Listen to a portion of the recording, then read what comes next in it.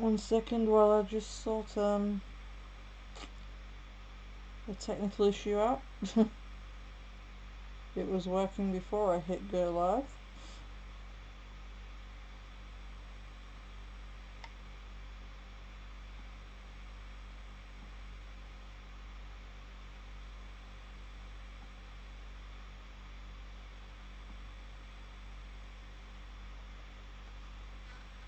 Right, it's working on the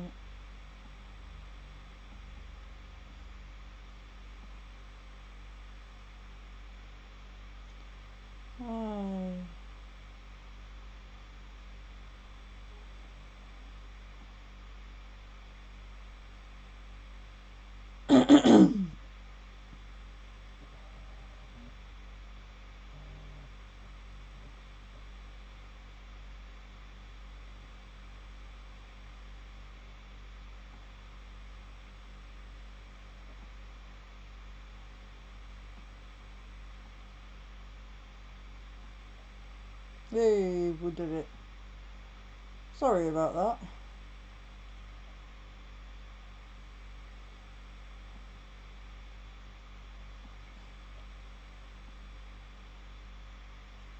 Right.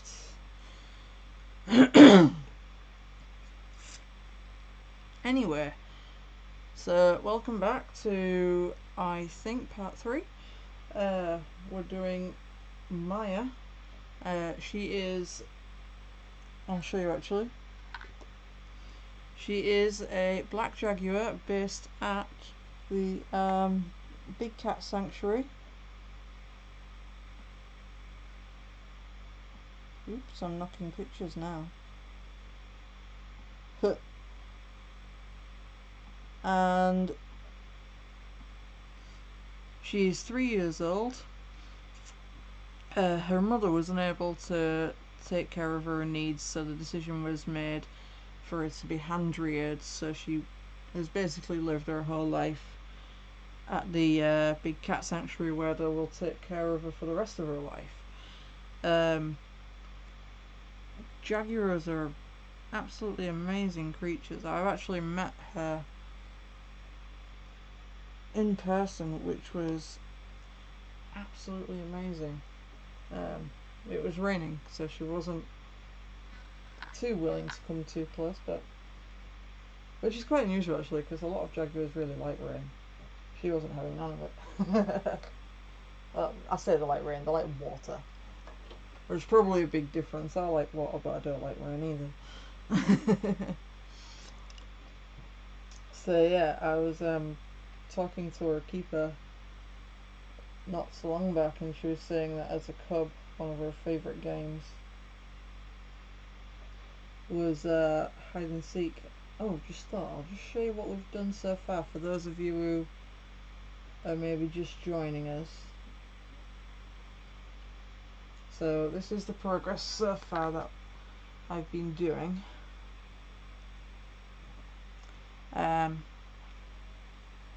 Yeah, so jaguars are actually one of the largest of the big cat species. The big cat species. Sorry, I'm all over the place there. And they are the third largest big cat in the world after tigers and lions.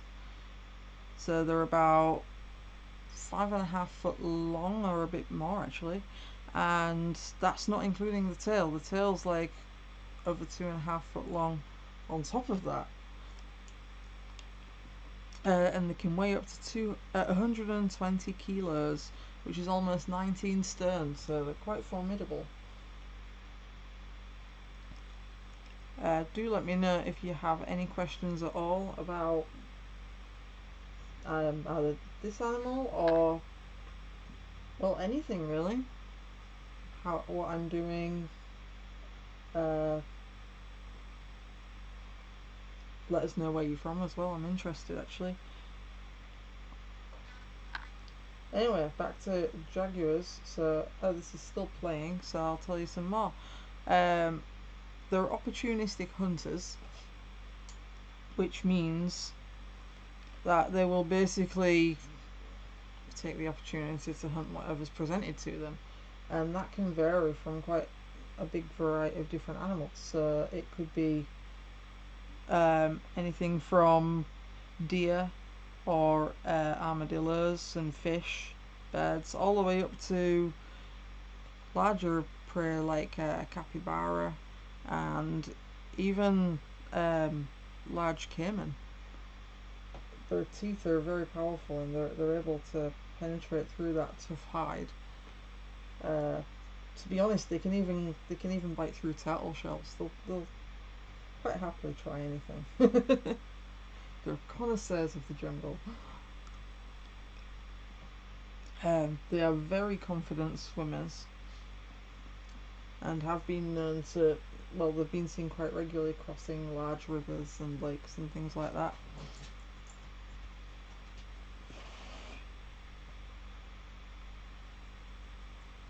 One thing I did find out today, which is quite interesting, the word Jaguar actually comes from the indigenous word Jaguar, which means he who kills with one leap. And I think that's actually really fitting, because unlike most big cats, which will chase down and kind of wrestle their prey and strangle them, jaguars actually jump on their prey and they normally aim to bite, because they've got a good bite strength. They'll normally try and bite through the skull, penetrating the brain. So yeah, I think that name is very, very fitting. They used to be found throughout the southwest USA, through South America, and almost the far north in Argentina. But now they've virtually been eliminated from half of their historic range. Their main stronghold now is actually Brazil, which holds around half of the estimated 170,000 jaguars that are remaining, which is quite shocking really and very sad. Most of their threats are to do with either deforestation, disputes over land with humans. Obviously the animal always comes off worse, and even poaching, even though it's hunting them is now illegal,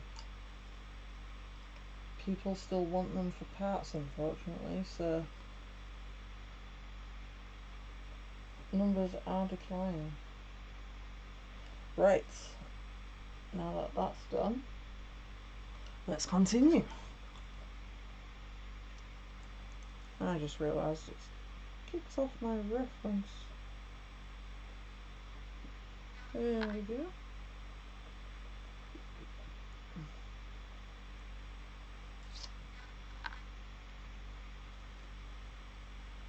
So you'll notice probably that I keep changing styluses,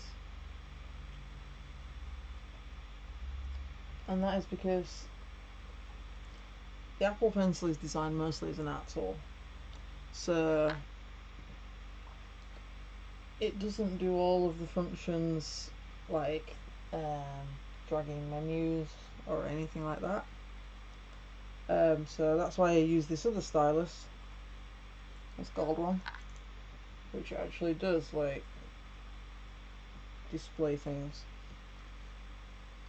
The gold one basically functions as a stand-in finger because I can't use my hands, and the Apple Pencil is like say for art. And the reason why it doesn't do like the swipe down menus and stuff is obviously if you're actually drawing with it and you go to the edge of the tablet, the last thing you want to do is start messing around with settings by accident and catching things.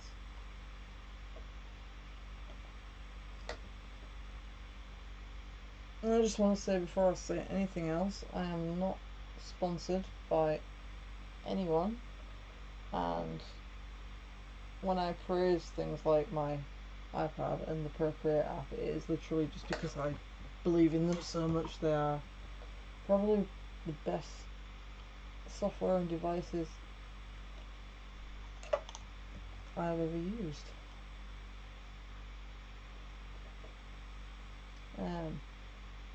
And what I will say as well is the experience of drawing with Procreate on the iPad, it came kind of naturally, and that's not me showing off. It's what I'm trying to say is it feels like a second nature when you start using the Apple Pencil with the Procreate app. Everything feels very natural, and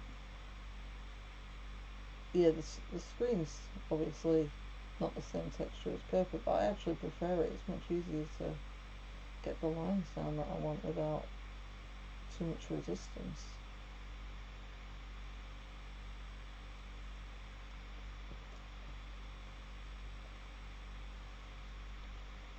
And obviously, as someone with a disability, it is much easier to mount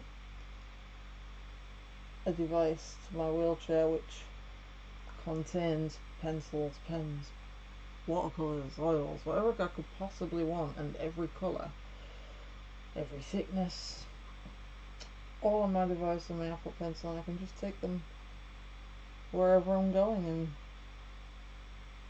start drawing. Whereas if I'm doing things traditionally, and poor Kara has to carry a table, an easel, actually it's normally 2 tables and an easel, a suitcase full of all kinds of materials.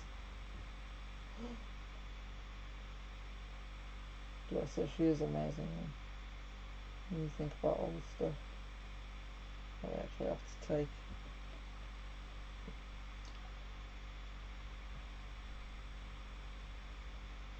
But yeah, this has made life so much easier for live demos,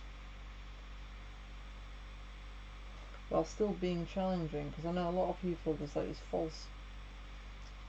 this misconception that digital is easy. Like, I don't know, people seem to think that it'll draw itself, which is far from the truth. If I'm being honest, someone's asked me advice about drawing, getting into drawing digitally before, and I've actually told them to practice traditionally first, because they haven't done either. Because they come hand in hand.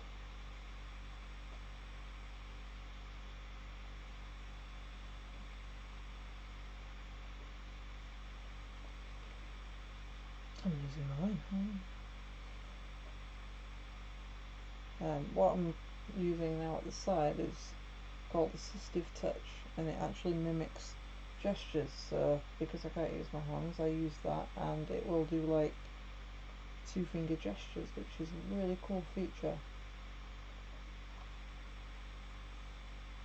And actually, another reason I really like the Apple devices,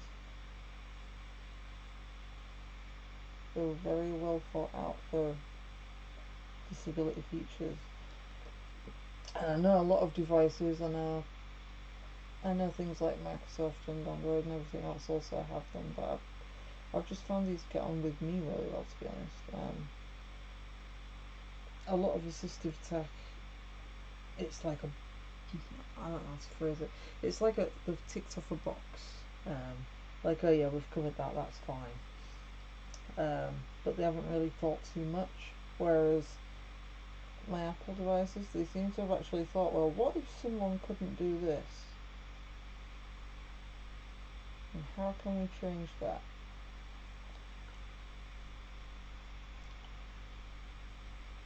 I can completely control all of my devices with my voice if I wanted to.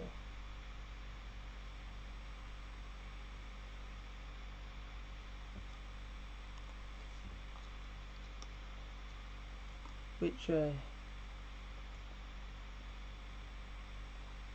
I was saying to one of my friends the other day, the amount of how far technology's actually come.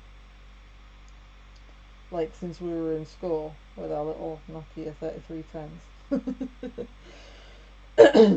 And now I can do things like I can use my phone to open and unlock my front door. I mean, how awesome is that?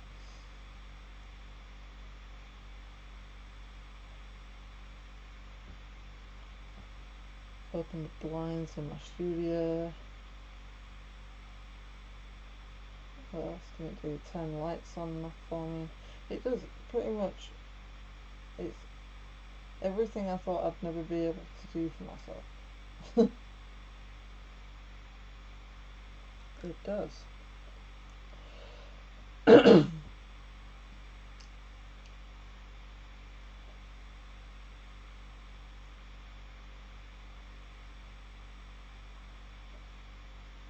And if you'd like to know more in depth about anything I'm talking about, or even anything I'm not talking about, just send us a message.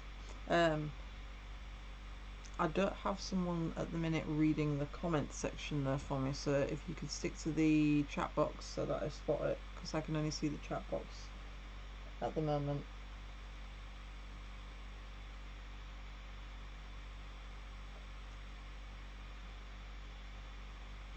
For some reason the software doesn't show comments.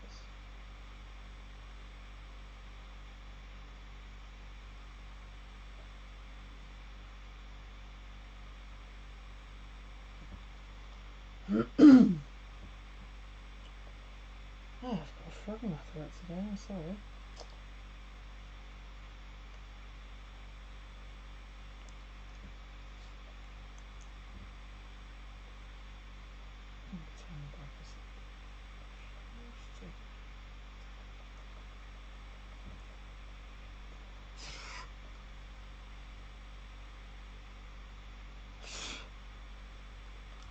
Eating my own hair.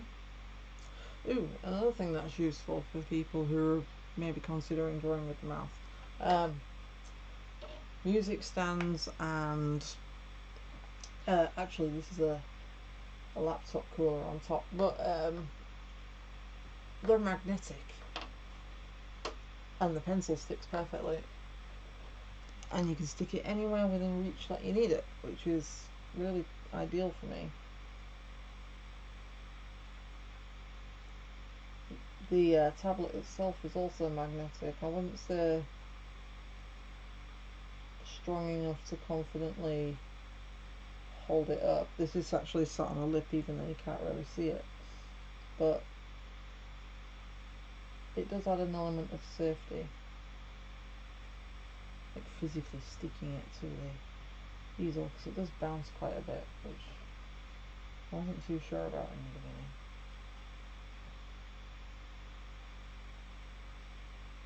But yeah, I've tried so many different art easels and everything else from my wheelchair, and I never would have expected it was music stands I actually needed.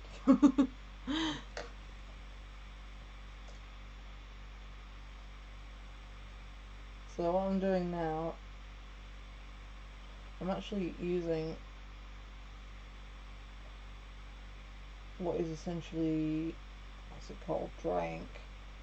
It's a perfect name. It's exactly like using a ballpoint pen that's kind of on its way out, and I have actually used this traditionally before, as in with a real pen, and it's a really good effect because it unpredictably breaks up, which is really nice, and it's perfect for doing like fur details and stuff like that.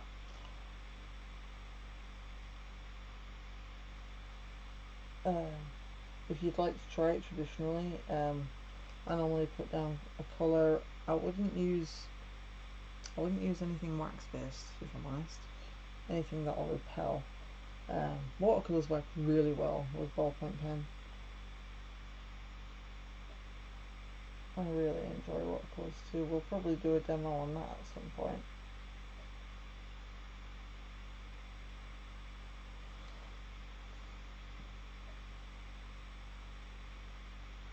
If you've got any suggestions or requests, please don't forget to leave those in the chat or the comments section as well, because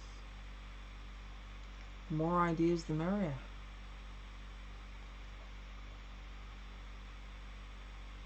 Obviously this is still a baby channel, and we actually have a lot of plans for next year.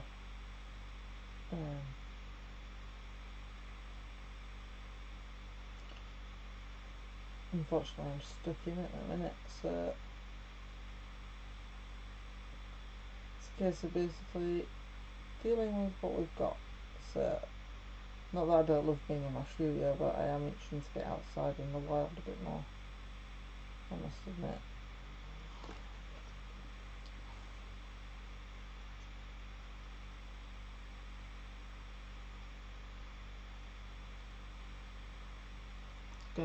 Going through some photos of that I took of the red deer a few years back. Might need to go back there. We've also got some challenges planned, which I hope make for good viewing, but like at the very minimum, they'll be funny. Let's just put it that way. Whether or not they work, it doesn't matter. We'll all have entertainment and a bit of a laugh.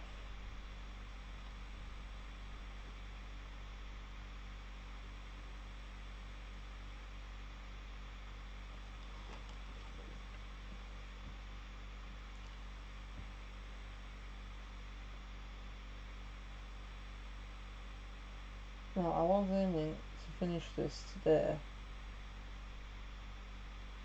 but I'm going to be honest, at the minute, I'm actually battling with a pressure sore, and there's only so long I can sit in one position. So we'll see how long I can go. Shouldn't be around for long anyway. I've just got a new cushion, so. But yeah, they're quite literally a pain in the ass.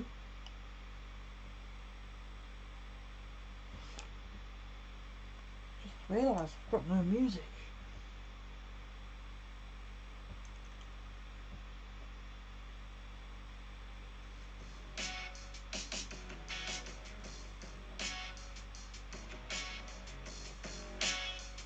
Oh, there we go. It's in my head, it's in my dreams. I'm done pretending. So in case you missed it in the last episode, black jaguars are black because they produce too much melanin. They're actually referred to as melanistic animals. Any animal that appears black which isn't naturally. Basically the opposite of albinism. So they overproduce colour pigments. And if you think of it like when you put like too many colours together on a palette and it turns into like a blackish kind of, that's kind of like that. But they do still, if you look carefully, especially in the light, they do still have spots.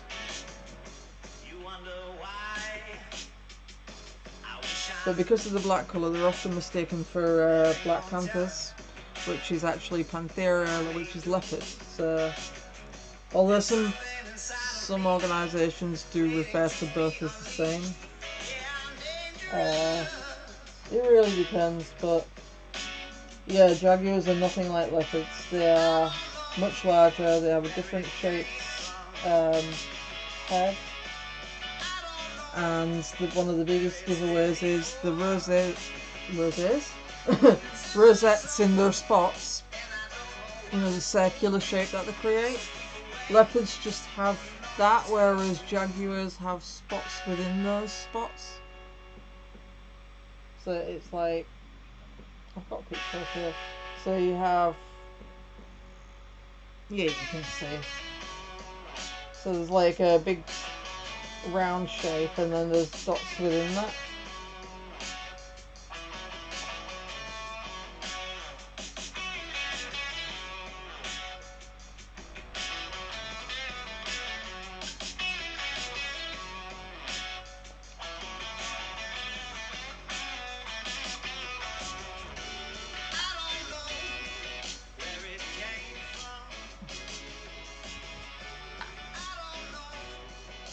It's probably also worth me mentioning, because we are actually currently fundraising for, well, we're fundraising for 3 projects. We're fundraising for Five Feathers of Mild Endeavours, which is my Africa project, and basically I'd like to go and paint the wildlife in Africa. And this all started from college when everybody got the opportunity to go, and I basically didn't, because at the time the only thing that was available involved camping and no electricity, which, well, my wheelchair can't function without regular charges, and I've got a pressure mattress that has to run every night, a hoist. So the hoist basically lifts you out of the wheelchair, for those who don't know, so that you can go to bed or the bathroom or wherever you need to be. But yeah, so because of that we started researching, and we were told by a ton of travel companies that the trip would be impossible for me. And quite frankly, I'm not one to just kind of go, oh, okay then, and let it drop. So yeah, I did a lot of research, which took a good couple of years.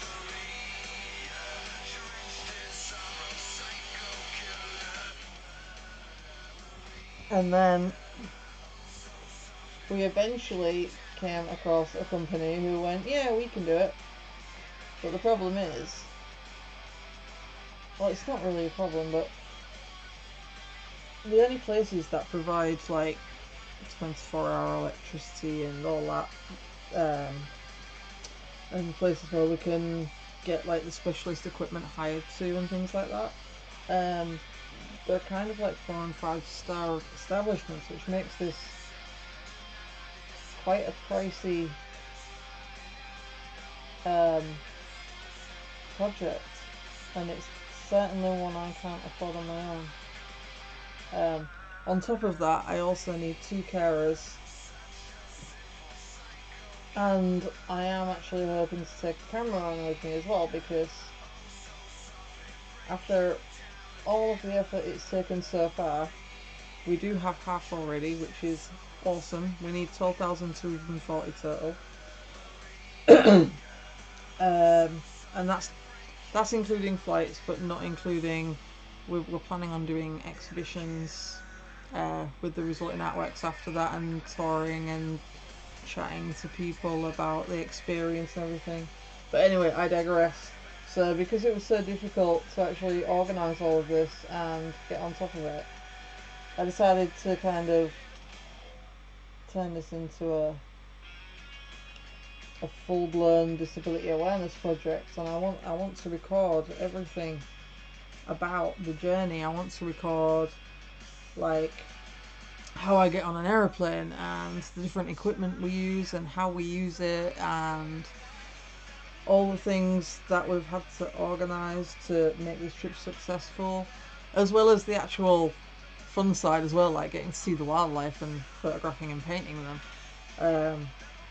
The idea being that I don't think most people who don't have a disability, I don't think they're aware of what is entailed when you travel as a disabled person, especially with severe physical needs.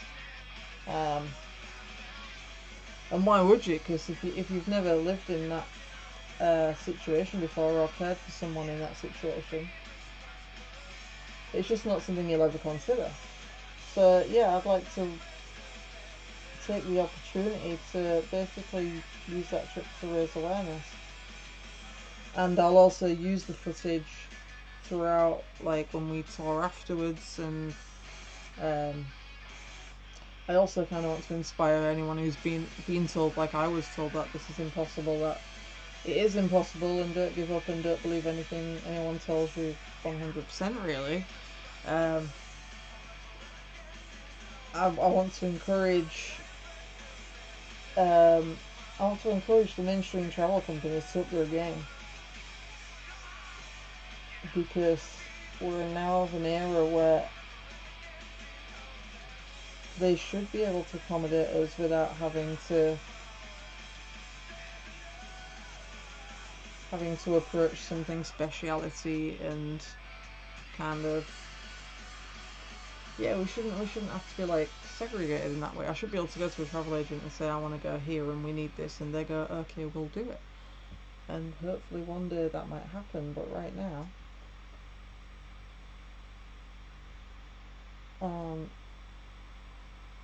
it isn't. So I'd like to push for that.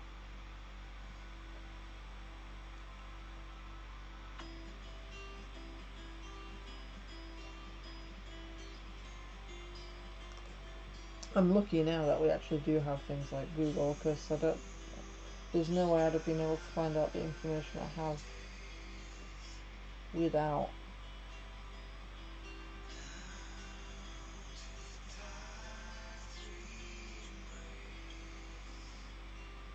I mean, to give you an example of how challenging it can be, I mean,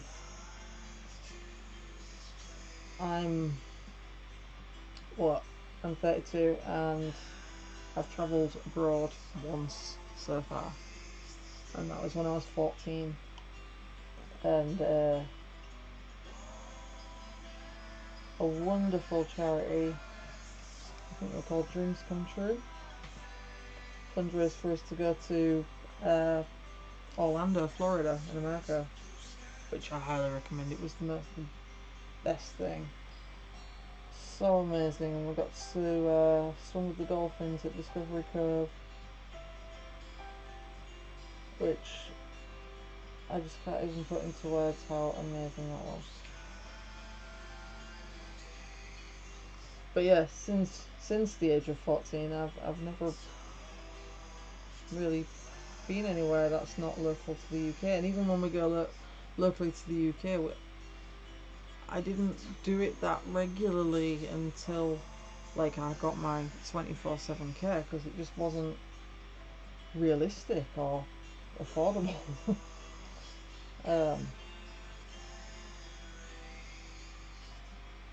So yeah, I'd like to see the whole travel area improve for disability as a whole, because travel's wonderful. I absolutely love it. One of my favourite places so far was Scotland last year, and I already want to go back. The landscapes are beautiful, and they're so good with disability. Again though, it's not necessarily cheap.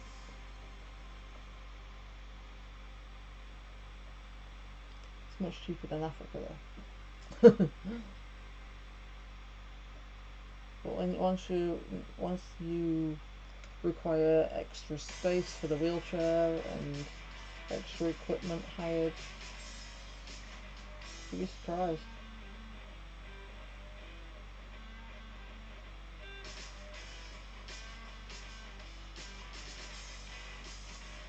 And then the other thing that we're fundraising for is, I totally forgot what I was talking about, didn't I? I got waylaid. The other project I'm fundraising for is called Conquered, and Conquered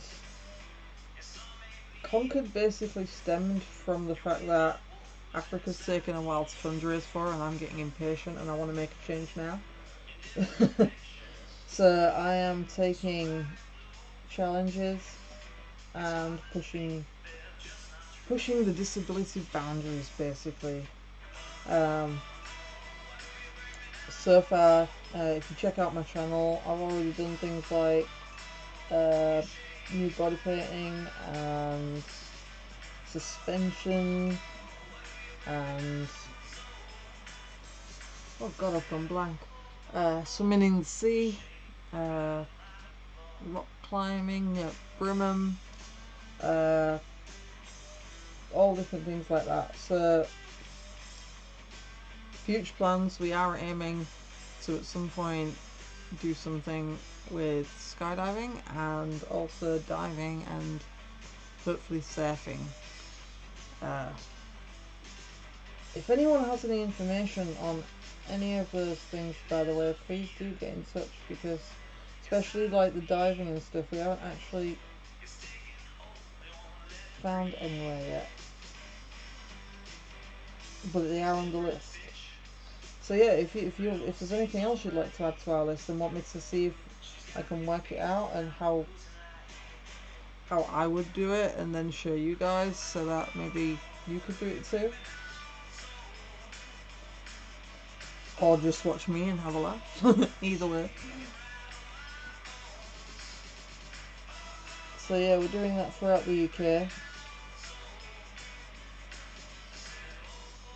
And the third thing that we're fundraising for is Big Cat Sanctuary, which is based down south in England.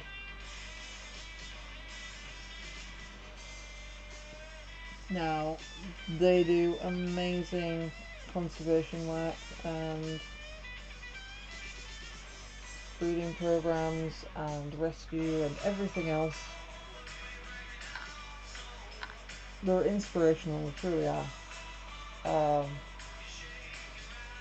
And on top of all of that, they gave us our time as well, and they weren't afraid to show us anything. They took us for a tour around every part of the park. We got to see behind the scenes and everything, and quite frankly, to explain all of the amazing things they do would take a whole day, I'll be honest. So yeah, I really want to support them and I really want to help them.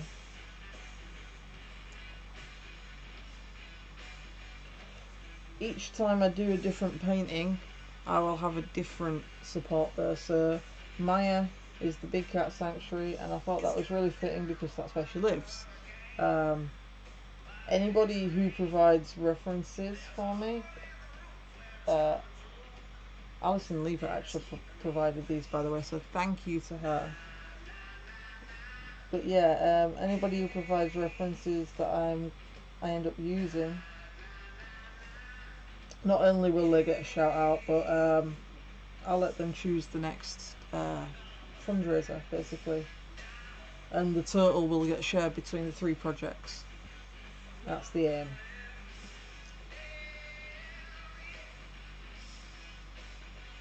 If you'd like to support any of these projects or the channel, please go to, obviously after you've watched this, LippyArt.tv.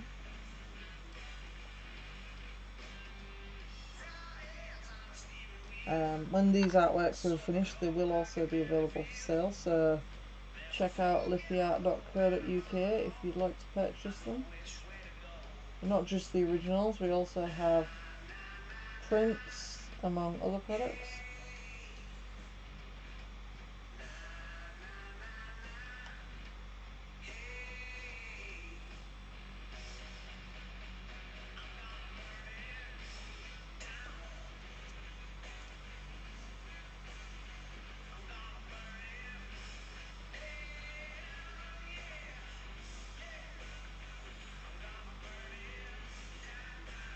And for anyone who's wondering, who is this we? It's actually just me, but I'm not used to being... I'm normally with one of my carers, and they're normally reading out comments and stuff like that, so I just naturally say we, and I can't get out of the habit. But I am the one who does all of the art, in that respect. But they enable. They are my enablers. Without my stuff, I wouldn't be able to travel. I wouldn't be able to get set up like this and draw, and because I need someone to help me set up equipment, and I need someone to pass me things now and again,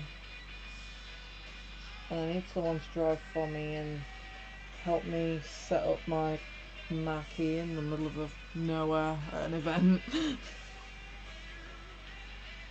LippyArt.co.uk as well. If you click on our events section, next year we will be starting doing actual live events again. So if you would like to visit us and meet up in person at any point, keep an eye on the dates. I am actually considering taking this setup with me to the events as well, so when I can get permission and stuff. Just 'cause I think you'll really enjoy it. For people who maybe can't make it, at least maybe they might not feel like they've missed out too much.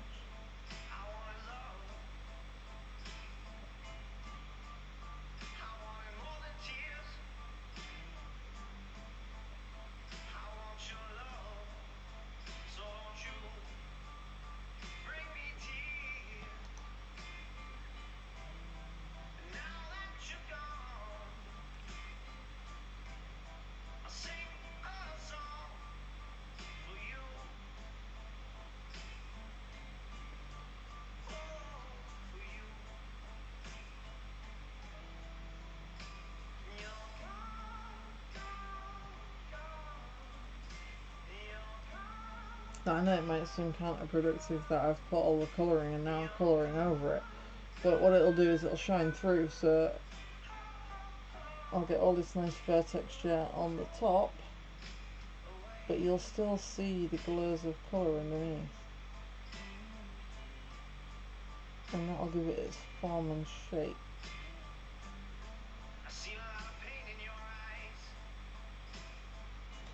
And I know the eyes do look a bit intimidating at the moment because they've got no pupils, but I am going to do those. I'm just trying to save them till later because for me they are the cherry on the cake, and it gives me something to look forward to when I'm drawing a million hairs.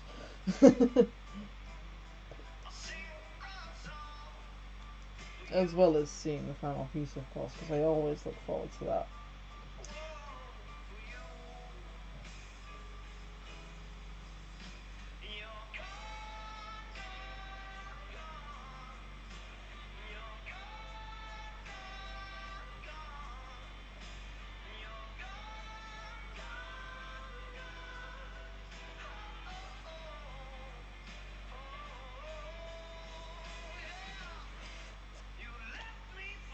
I don't know if you can hear the music in the background, but if you can, I'd like to say a huge thank you to Zachary, Kibbee and Bullets and Octane, who have given the permission for me to use their music live.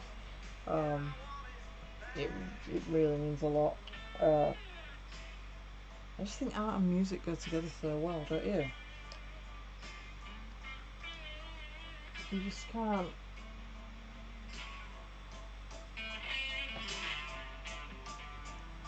They live in perfect synchronicity, and you can't really do one without the other. I always draw to music.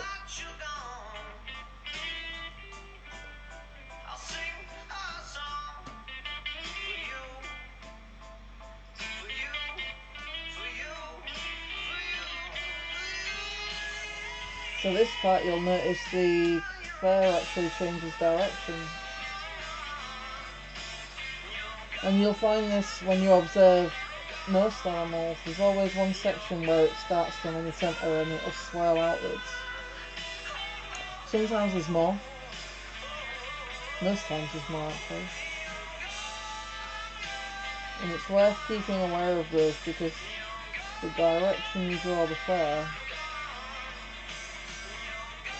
is going to really impact how the animal will look in the end and how 3D it will appear, and basically how convincing it is.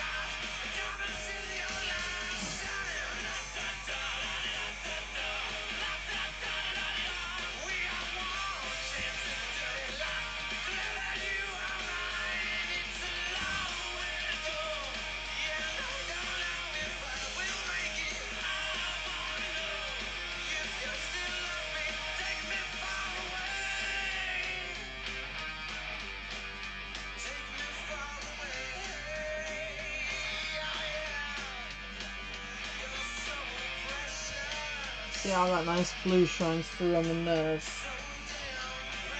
This is the you can also use the density of the fur to create like gradients. So you can make the blue appear darker or lighter depending on how densely you put the fur down.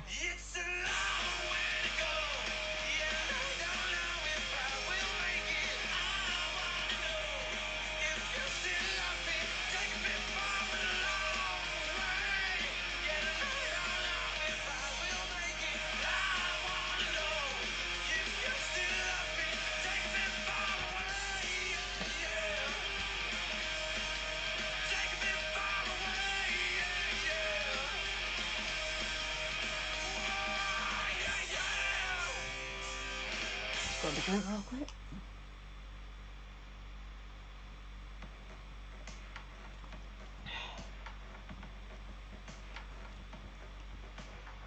I just think she's such a beautiful animal.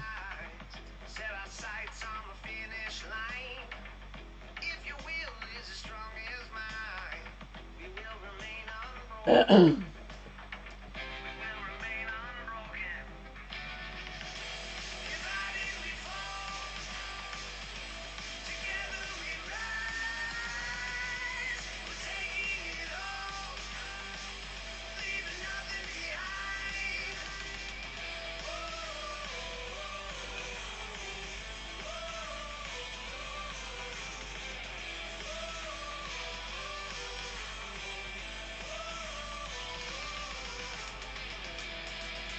It's always worth when you're doing the fur, keeping an eye on where the light's hitting and where it's shaded and things like that as well.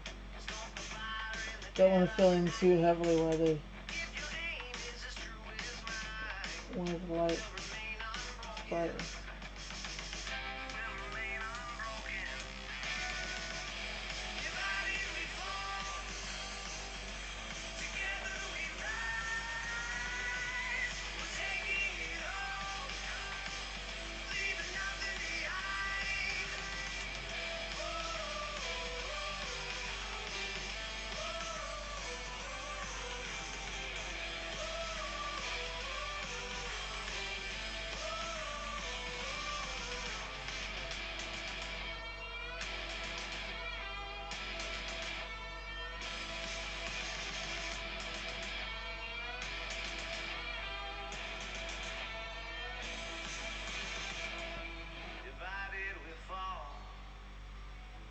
Together we ride, we're taking it all, we're leaving nothing behind. Divided we fall, together we rise, we're taking it all. Yeah, it's quite an interesting texture on there now.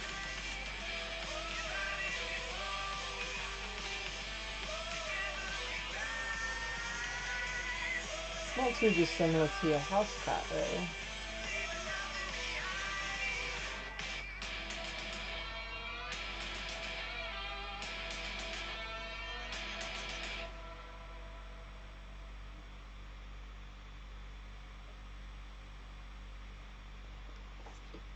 Some of you might actually recognise Maya because she was on the BBC for Big Cats About the House.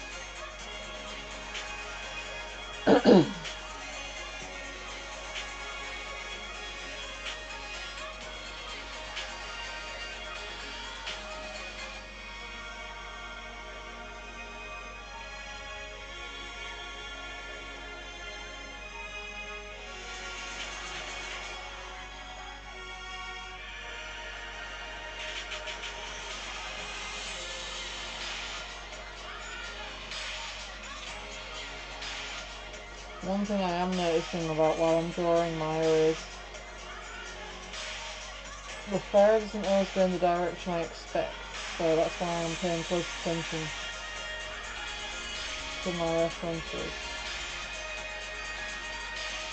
A lot of animals you can kind of get to a point where you predict it because it shapes, but sometimes she has some parts that go completely in unpredictable ways.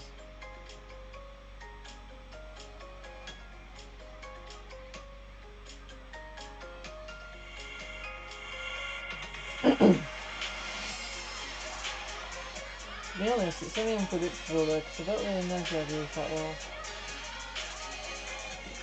well.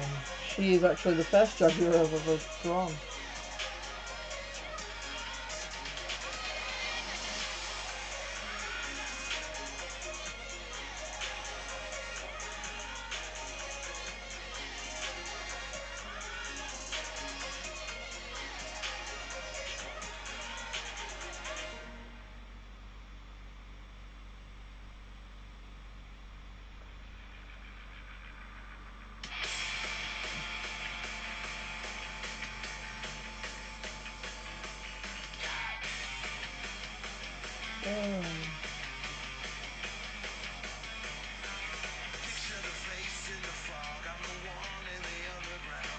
Gives you a little bit of a better view.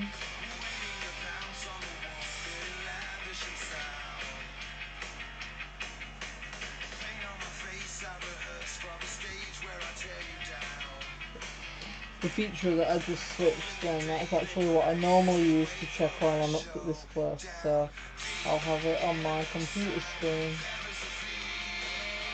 the full picture, so that I don't have to keep zooming out.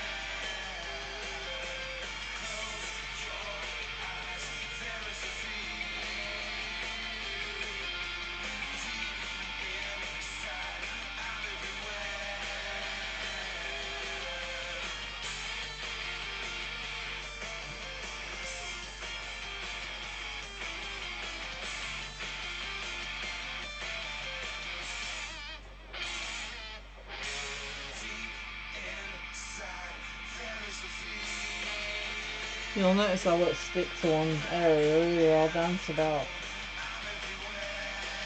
Sometimes it's just to keep it interesting, most times it's because I've noticed something and I want to get to it before I forget about it. I'm like, oh no, I need to do that bit.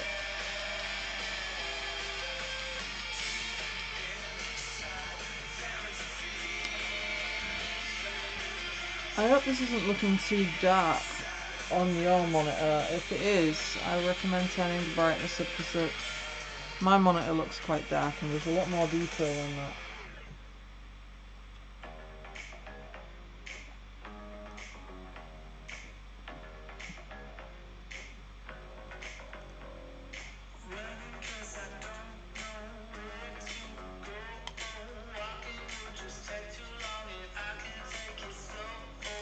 Right, you can see my mouth.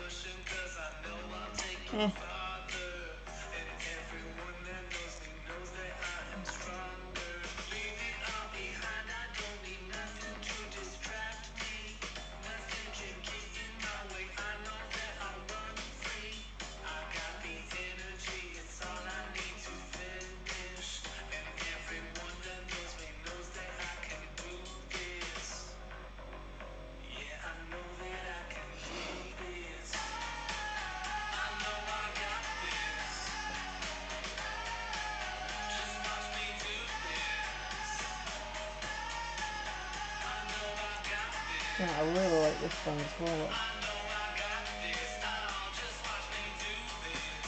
These are actually on one of the royalty free sets I use, and they're called Tiger Ring, but I think they deserve so much more recognition than they get.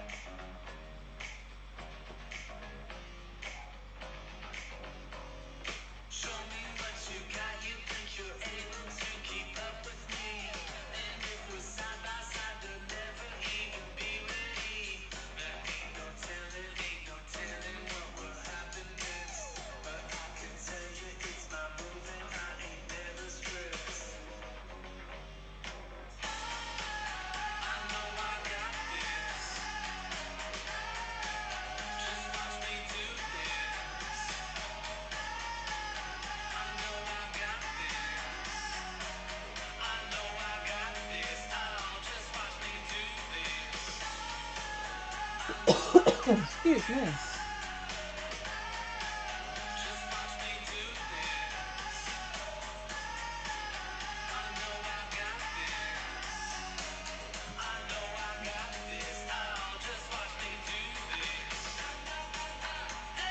I reckon one or two more sessions and this will be another complete one.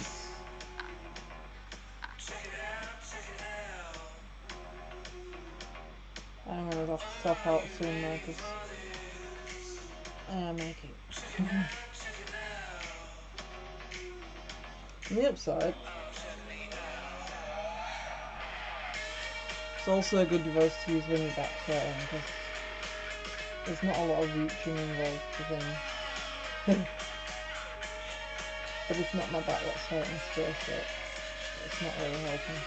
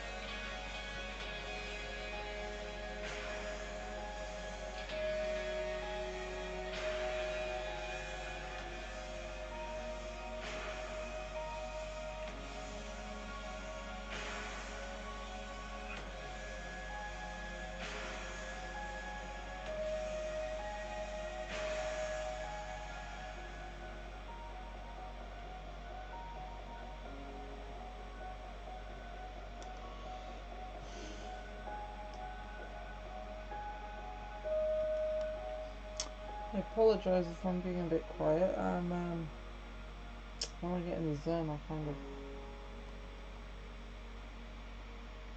lose it a little bit. But if you have any questions, don't hesitate to drop a comment, because I can talk and draw at the same time, as you can see.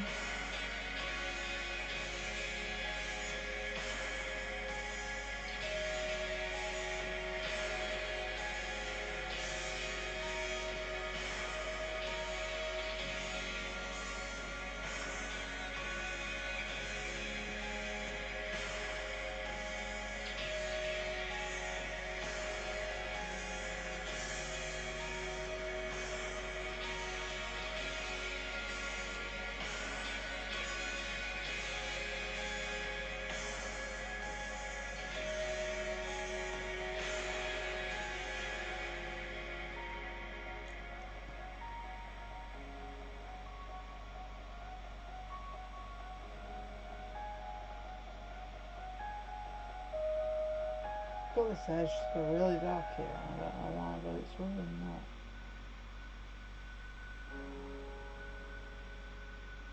There's a small dark section here.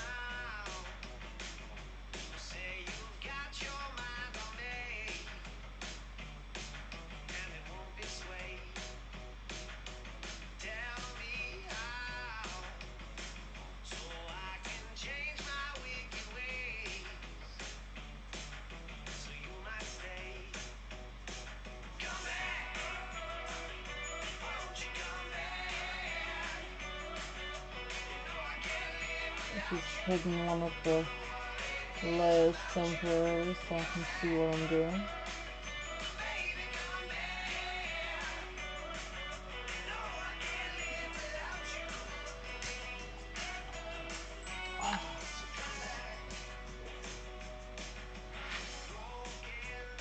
Reach my limit.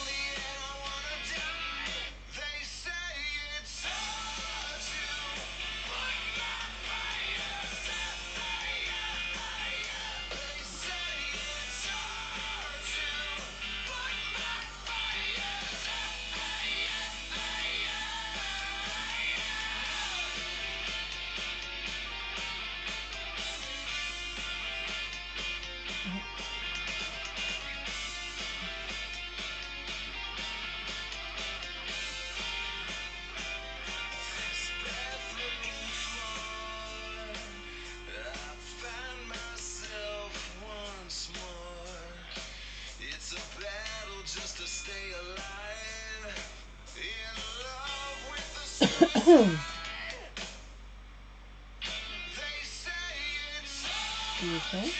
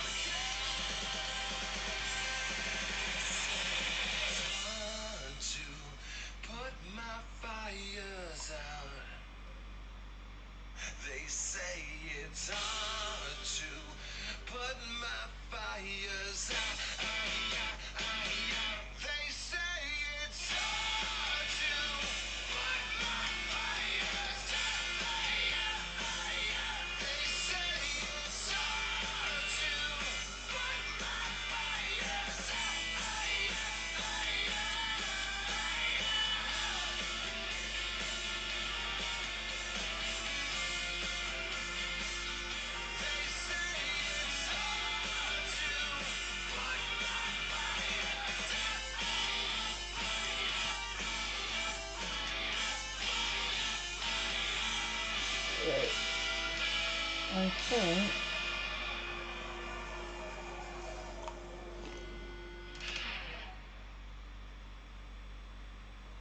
yeah, I've no idea what this anyway, so I think we will leave it at that. And I'm gonna say I'll try and make it for tomorrow, but keep an eye on the website just in case. To be honest, the best place is probably social media. If you can find me on Facebook, Twitter, or Instagram, I will post when I'm going live, if I'm going live on there, and I always give a good at least an hour to half an hour's notice. I try and do it longer when I can.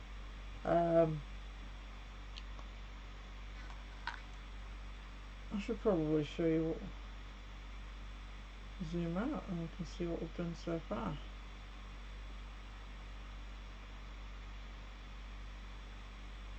We don't need that reference there. So, that's Maya so far. Ooh, I need to put that way back on. There we go. That's just the right colour.